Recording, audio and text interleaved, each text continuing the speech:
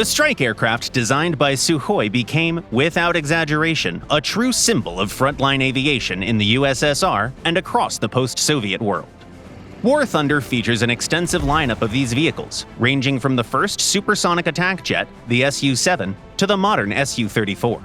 Despite their shared purpose, each model has its own distinct features and requires a unique approach in combat, something we're going to explore together today. We begin with Sukhoi's very first attack jet, the Su-7B. It's the very first supersonic strike aircraft available to the USSR in the game. In terms of speed, it can even rival many fighters of its rank. However, the highly swept wings that gave this bomber its speed also make sharp maneuvering nearly impossible. For that reason, we recommend sticking to straight flight paths. The Su-7B is equipped with a ballistic computer that makes rocket attacks more accurate. Of particular note are the S-24 rockets, capable of dealing devastating damage thanks to their large explosive payload. The Su-7B's most serious drawback is the absence of flares or chaff. While surface-to-air missiles are not overly common at this rank, they do sometimes appear, and this early Sukhoi strike jet has very little chance of evading them. The Su-7BKL and its export variant, the BMK, come with 2 additional hardpoints compared to the base model. They still cannot carry guided weapons, but the extra pylons basically give them the opportunity to destroy 2 more ground targets per sortie. Their combat tactics remain the same. Make a fast diving run, drop your payload, and withdraw immediately. Next on the list is the Su-17 M2. Its most striking feature is the variable sweep wing, which improves handling at low speeds without sacrificing maximum performance. This attack aircraft can also carry a much heavier payload, up to 4 tons of bombs and rockets. More importantly, it introduces precision strike capability with guided air-to-surface missiles, such as the Kha-23, Kha-25, or Kha-29. These allow you to attack from altitude without lingering in enemy air defense zones. The Su-17 M2 also gains air-to-air missiles for self-defense, but it still lacks flares and chaff, so it's still not a good idea to be caught in the sights of a hostile fighter jet. Countermeasure systems finally appear with the later Su-17 M3 and Su-17 M4, as well as the export Su-22s. The use of these aircraft is similar to that of the M2, but each can carry up to 4 precision-guided missiles with laser guidance. The latest versions, the Su-17 M4 and Su-22 M4, even support TV-guided munitions. These are true fire-and-forget weapons, allowing you to break away from an attack much faster. A few tips for flying aircraft equipped with guided weapons. First, try to release as many precision munitions as possible in a single run, since enemy fighters are unlikely to give you a second chance to climb back to altitude. When beginning a dive, cut your throttle and deploy the air brake.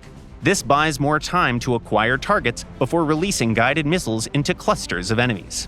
With laser-guided weapons, you can direct an unlimited number of them simultaneously. Second, always keep an eye out for airborne threats, so you can make timely use of all-aspect air-to-air missiles. All later Su-17 and Su-22 variants carry them, while the modest maneuverability of these jets prevents them from holding their own in a turn fight. These missiles can buy you some precious time.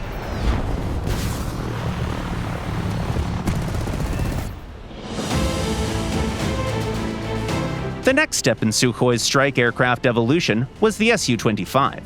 Here, the designers abandoned the supersonic concept in favor of a slower but much more survivable subsonic attack jet. Protection is important, but so is firepower. The Su-25's tactics differ dramatically from those of the Su-17 and Su-22.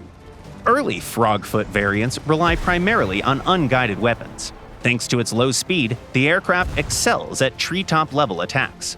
Large-caliber rockets, such as the S-13OF and S-25O, are especially effective here. Flying at such low altitudes is very risky, of course, but unguided ordnance costs relatively few spawn points, making it a worthwhile trade-off.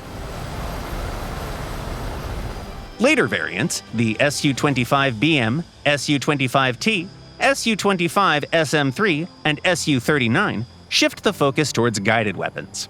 On those aircraft, it's best to start engagements with fire-and-forget munitions, such as the Ha-29T or Ha-38MT, which are excellent for suppressing enemy air defense systems.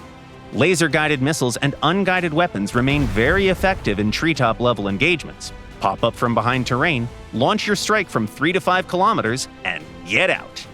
The Su-25's air-to-air capability also deserves mention. The base model can carry R-60M missiles, while later versions gain access to the R-73 with thrust vectoring capability. Combined with excellent low-speed handling, these make the Frogfoot surprisingly dangerous even against fighters. On the Su-25T and Su-39, survivability in air combat is further enhanced by an electro-optical countermeasure system, which disrupts infrared missile tracking in the rear hemisphere. Another iconic aircraft is the Su-24 tactical bomber. It boasts high speed and can carry up to 3 fire-and-forget missiles, enabling a devastating single strike on enemy formations. Keep in mind that Ha-29T missiles can be complemented with laser-guided Ha-25ML missiles or TV-guided bombs. The pinnacle of Sukhoi's strike aviation development is the Su-34. Even faster and more maneuverable than the Su-24, it can employ the full range of weaponry against both air and ground targets. Its equipment and flight characteristics allow strikes from maximum distances, with the aircraft staying safe beyond the reach of enemy air defense. Notably, it is the only aircraft in the game capable of carrying a 3-ton satellite-guided bomb.